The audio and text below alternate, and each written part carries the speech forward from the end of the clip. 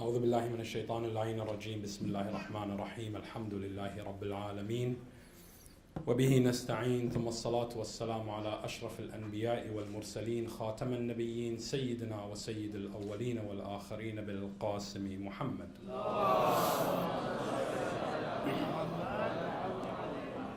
وعلى أهل بيته الطيبين الطاهرين المعصومين المنتخبين المنتجبين المظلومين الذين ذهب الله عنهم الرجس وطهرهم تطهيرا.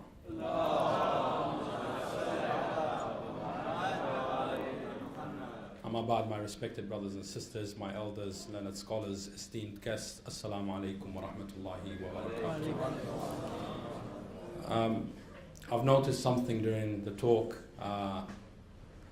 intentional or unintentional. First of all, can you hear me? Because I can't hear myself. Okay, good.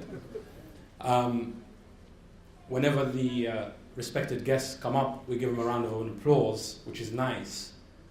But the Prophet said, Allah has created an angel who calculates and enumerates everything that is countable except for one thing. And when they asked the Prophet, what is that one thing that cannot be counted? He said, it is the number of blessings that God sends to a person, that sends salutations upon me and my family, or someone who makes you send salutations upon me and my family. And I think by just simply giving a round of applause, we are denying our respected guests from other faiths and other cultures this abundance of rewards. So I want us to honor them with the loudest of your salawat ala Muhammad. Allahumma salli ala Muhammad wa ali Muhammad. The subject that was given to me is to discuss the crisis in Syria with the refugees. But as you know, our world is fast changing. Quicker than the new iPhones that come out and the iPads and the Apples and the Samsungs is terrorism. Okay. Every time there's a new upgraded version of a new terrorist cell. A few weeks ago we were discussing the Syrian crisis. A few days later on we're discussing the suicide bombs in Lebanon. And only yesterday we are still licking the wounds of what happened in Paris. So therefore, I've had to kind of tweak my discussion because it would be unfair from us as a people, and we would fail in our duty as humanity to discuss that which grieves us and to put aside the victims of Paris. So therefore, I want to discuss mainly and to focus my talk on a world without Imam Hussain alayhi salam.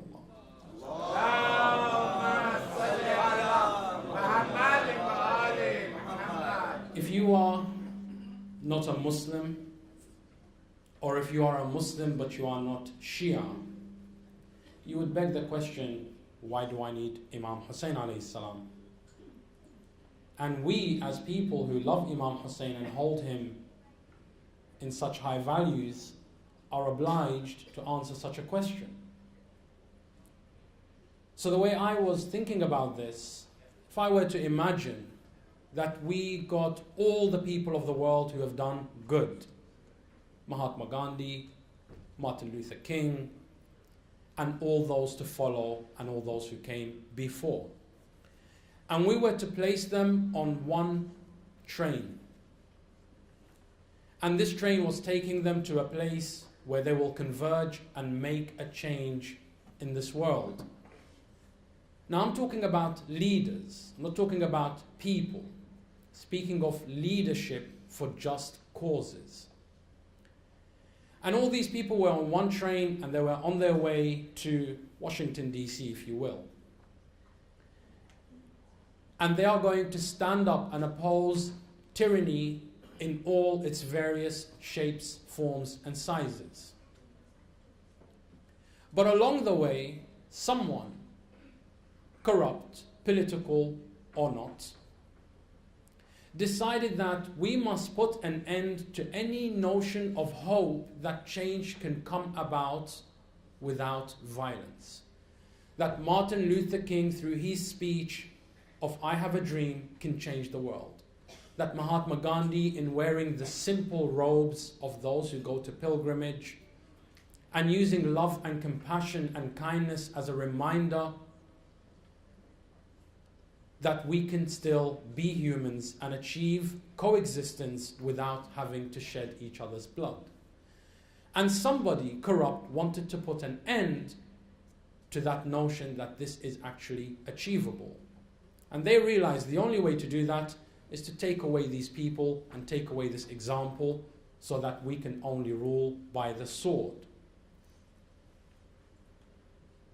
So they look at the route which the train will be taking, and there happens to be a bridge, for example, between Jersey, or Jersey as you say, between Jersey and between Washington, D.C. So they decided to place a C4 explosive and detonate this bridge so that as the train comes speeding, all those who are on this train will find they have an early scheduled meeting with God that just got brought back slightly. Now there is a man by the name of Imam Hussain who happened to witness the destruction of this bridge. But he has no mode of communication with the people in the train, neither is there any way for him to signal the end of the train. So he looks to his sister Zainab and he says to her that I'm going to lay myself down on this train track, maybe 10 miles before the train reaches the bridge. And when the train runs over my body and severs it into numerous pieces, the train driver will inevitably stop. And when he stops, people will look at me and say, why did this man commit suicide? Why did this man end his life? What was he trying to achieve? I want you to be the voice that reminds them of the reason I sacrificed myself. And tell them that ahead of them is inevitable destruction. And that this is the only way that I could alert them to that destruction. All other means were taken away from me, and this was all that I had left. So therefore, I gave my life so that they could use their lives to ensure that humanity as a whole can find peace and prosperity. Imam Hussain did not give up his life and the life of his companions so that we make him a divine personality, or that we hold him in high esteem and say, yes, well, Mahatma Gandhi is good, but he's got nothing on Imam Hussain. No, Imam Hussain wanted to be an inspiration for every individual of every faith, of every culture. Imam Hussain wanted to even inspire within the animals the idea of compassion and kindness. When he came to the river Euphrates after 3 long days of thirst, he approached the water and he said, he looked to his horse and he spoke to the horse and he said, by God, I am so thirsty, but I will not drink until you drink first. And the horse, as if understanding what Imam Hussain is saying, turned its back on the water and walked towards the battlefield of sacrifice. Imam Hussain wasn't about simply saying, I am going to sacrifice myself so that we can congregate and remember him. No, Imam Hussain wanted us to congregate and be inspired by him. He wanted us to go out and dream like Martin Luther King. He wanted us to go out and be compassionate like Mahatma Gandhi. He wanted each and every one of us to be a Hussain, and that is why when he entered to Karbala, he said these words, and most certainly I will be an example for you. A world without Imam Hussain will be a world without an example of selflessness. A world without an example of what it means to be compassionate. A world without an example of what it means to have hope in peace and not to fear death, but to see death in 2 ways. Either I can die as a subservient slave to my oppressor, or I can die and be an example to the future generations that they can free themselves and be emancipated. Sallallahu alaihi wa sallam.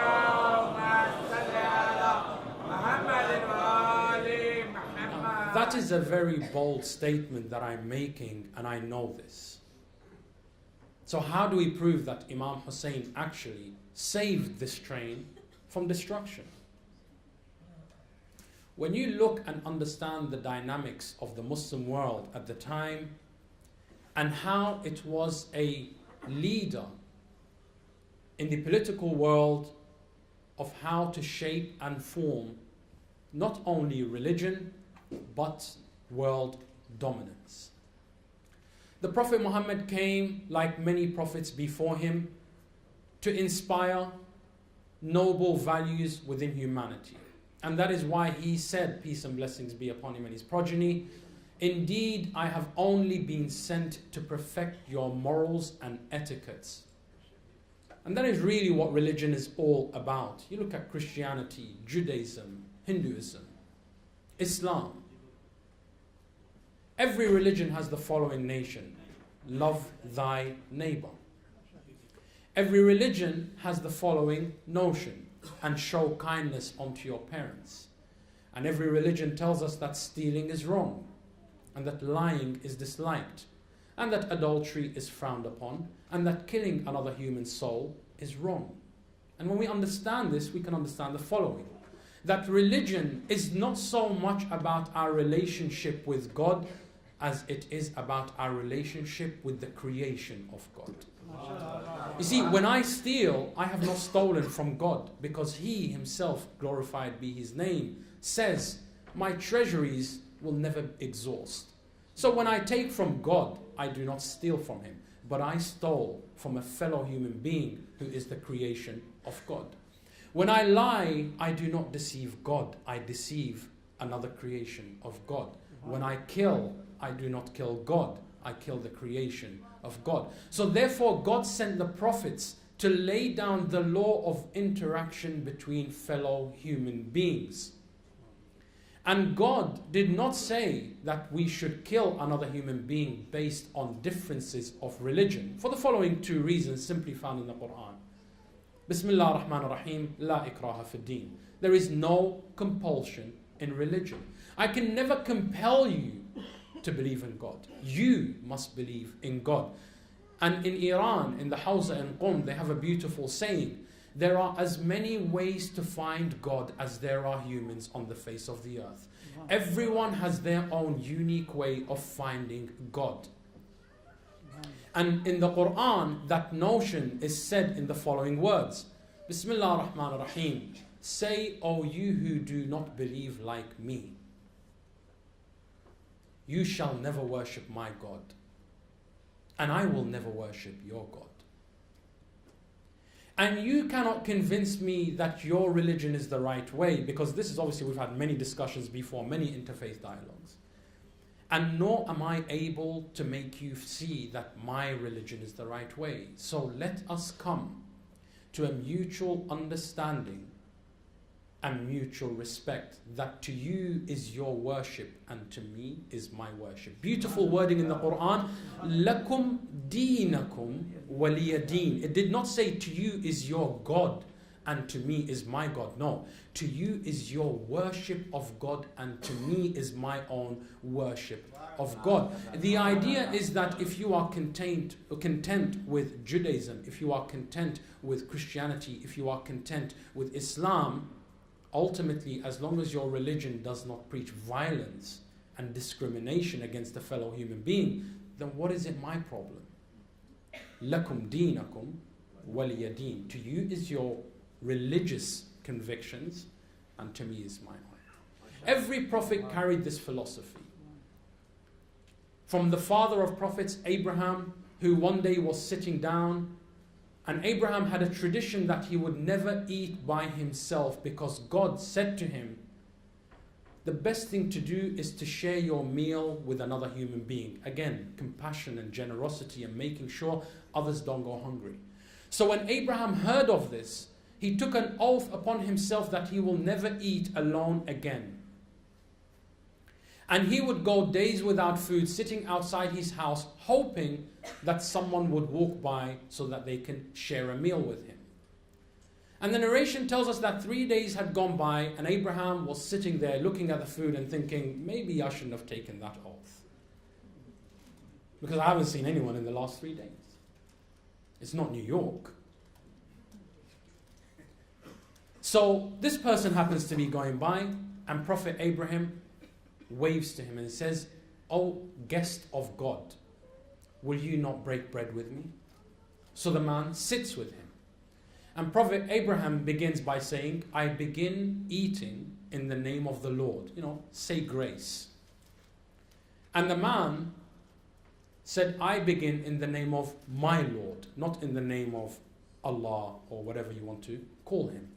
"But I believe in my own God." So Abraham said to him, "No, hold on, wait. There is no other God. There is only the God worthy of worship. So you should begin in his name because this food is from his blessings."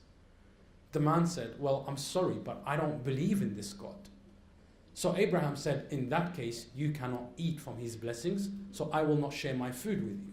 So the man instantly got up and he left. I mean, imagine how rude that is. I invite you to my house as a guest and then I kick you out. So the man left. As soon as he left, the archangel Gabriel descended on Abraham with the following message from the ultimate divine Lord. He said, "O Abraham, this man has disbelieved in me for 40 years and never once did I deny him a meal. But the one time he denounced me in front of you, you could not share his meal. O Abraham, that is not what I sent you to preach." So Abraham runs out after this guy and he says to him, "O guest of Allah, come back."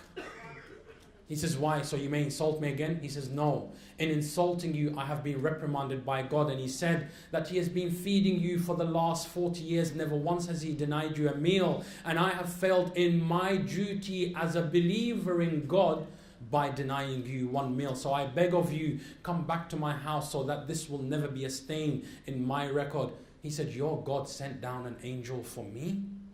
A message for me?" He said, "Yes. Because my God, I thought he was mine, but I now realize he's the God of everyone, not just the God of Abraham." Sallallahu alaihi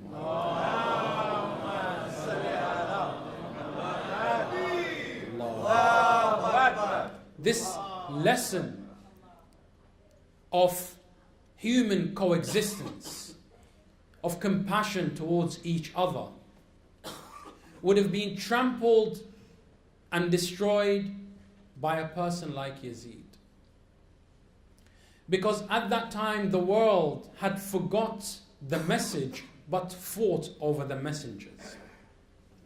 The Roman Christians were fighting over Jesus and his superiority, while the Muslims were killing others over the name of Muhammad and his superiority. And you had the Persians fighting to uphold the name of Zoroaster or Zorais. And everyone and their mother was fighting to prove that my God is better than your God. And today we are in the same predicament. The Muslims in the East send their suicide bombers to say that Allah is more compassionate and merciful, and here's a message.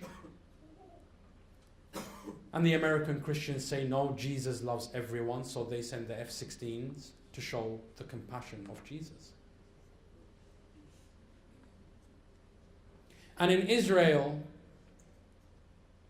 Jews and Muslims who ultimately believe in the same God are killing one another in the name of that God. The blame is not to be laid at anyone's doorstep. We are all guilty. Whether we are the ones carrying that rifle or whether we remain silent while we witness another person die in the name of my God. And Imam Hussain alayhi salam wanted to show the world that my God and your God is not someone who I should kill you in order that you may worship him. My God and your God should teach the following: that we must be ready to die for my beliefs so that you can have the freedom to worship God in your own way. If I really believe my God is a good God, then I should be able to die following his teachings so that you can worship him according to your teachings. There were Christians in the caravan of Imam Hussain, yet unfortunately we don't mention them. There were Jews in the caravan of Imam Hussain who died alongside him, yet unfortunately we don't mention them. There is a Hindu priest who was on his way to die for Imam Hussain, and he reached there late, and that is where Hussaini Brahmins come from. And he arrived late, so he ran, finding someone who can tell him another way that he can help the cause of Imam Hussain. So he went back to the Hindus in India and preached the love of Imam Hussain. But if Yazid had existed, Christianity would have been destroyed, at least in its core values. Maybe the cross would have remained as a symbol, but the Bible would surely be a different Bible to today. And I'll give you an example on this statement momentarily. Hinduism would have been destroyed. Sikhism would have been destroyed. Islam in itself would have been destroyed. And I show you an example when we move some 60 years after Imam Hussain died, what was happening in the Muslim world. You see, the Muslim world became such a vast empire that it was spanning from the east to the west. The Christian Roman Empire was almost at its end because the Muslims were not showing any mercy, and albeit in un-Islamic ways. But the Muslims were so confident in their superpower at the time, being the superpower of the world, that Harun al-Rashid, the caliph in Baghdad at the time, issued a legislation that we must burn every church and synagogue in the world wherever there are Muslims. Exactly what ISIS is doing today, going to Syria and Iraq to destroy churches and synagogues. So this Khalifa, the Caliph, who is the be-all of Islam at the time, said that we must destroy every church and synagogue in the Muslim world. Do you know where the Muslim world began and ended? You had it from the borders of China right through to Spain, which was called Al-Andalus at the time. Spain was under Muslim rule, or at least by name, for 800 years. That's the stronghold that Islam had on the world at that time. But not the Islam of Hussein, the Islam of the politicians. So they wanted to destroy, now that they had this power, they wanted to destroy the world. They wanted to destroy this idea that religion can be plural, that there are many different ways I can find God. So there was an individual by the name of Bahul. And Bahul was a student of the grandson of Imam Hussain. So Bahul came up and he said, don't destroy the churches, don't destroy the synagogues, allow the people to worship God in their own ways. And the Caliph said to him, Bahul, you are the jester of the town, everybody laughs at you. So don't get involved in politics. Why don't you lead us in prayers so we can laugh? Let's have a joke. So Bahul accepted. He said, okay, I will lead the prayers. So Bahul got up to lead the prayers and everybody stood behind him, and he began to recite the first chapter of the Quran al-Kareem, which is the chapter that we recite every single day in our 5 daily prayers. Bismillah ar-Rahman ar-Rahim. All praise be to God, Lord of the universe. Alhamdulillahi Rabbil Alameen. All praise be to God, the Lord of the universe. But Bahul began by reciting it in this following way. Bismillah ar-Rahman ar-Rahim.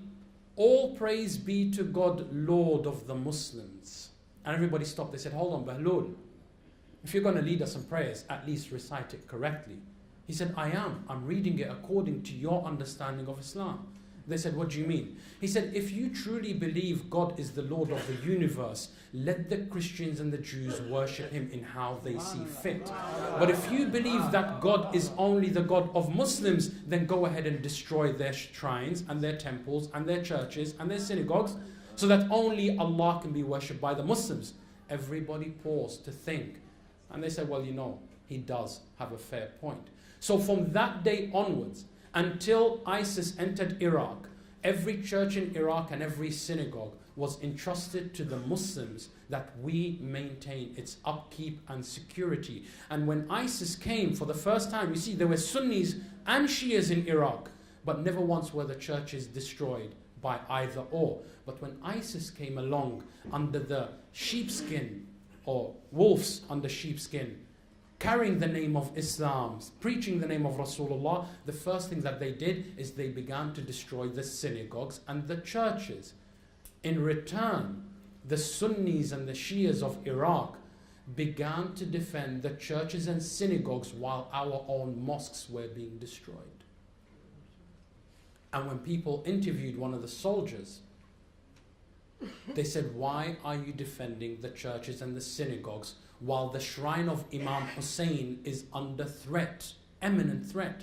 You know what his response was? What good is the shrine of Hussein if the values of Hussein do not exist?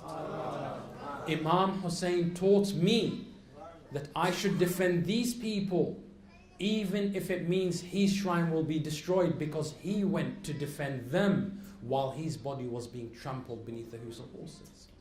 So Imam Hussain alayhi salam, to me as an individual, taught me that my religion should teach me that I should support every other religion.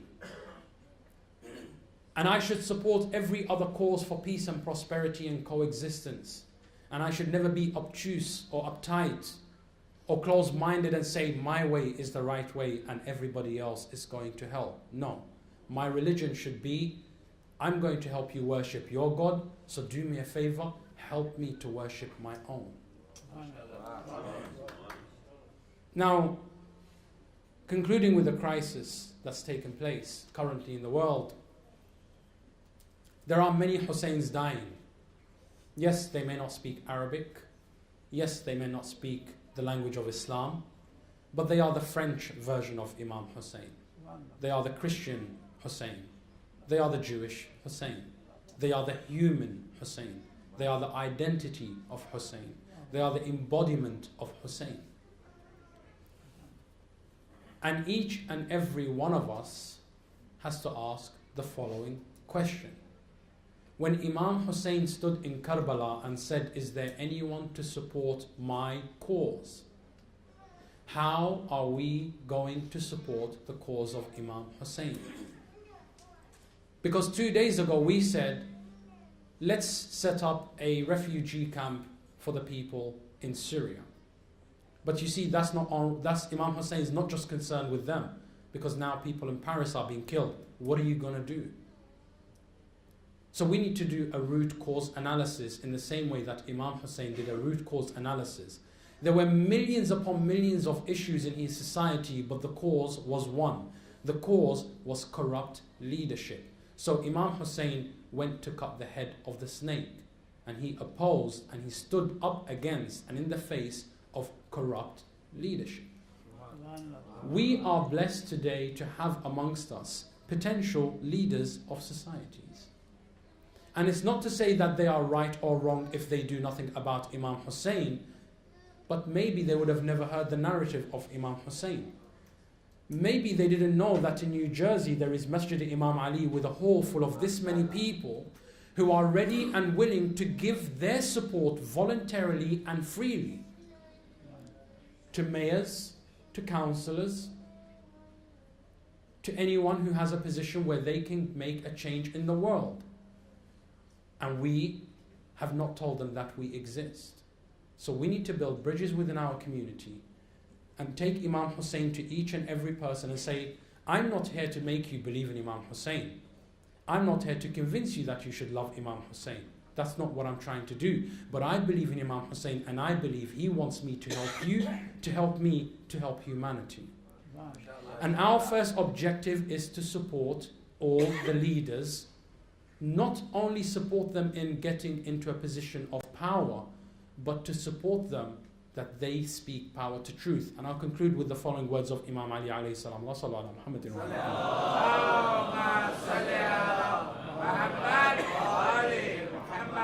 I'll tell you, this is very scary when you're standing in a Muslim mosque and there's a timer going off. It's blinking red, you know. Oh, there we go.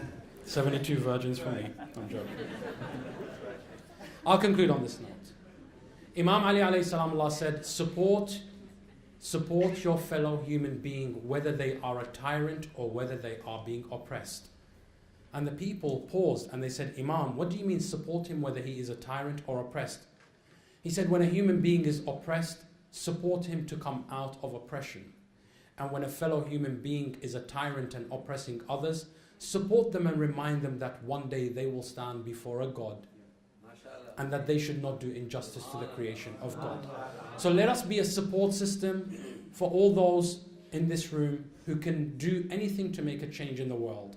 Because there are too many problems in the world that you and I may not be able to put an end to. But collectively, as human beings, through a democratic system, we can make changes in this world. I thank you very much for your time. I thank you for listening, and I ask you to send the salawat ala Muhammadin.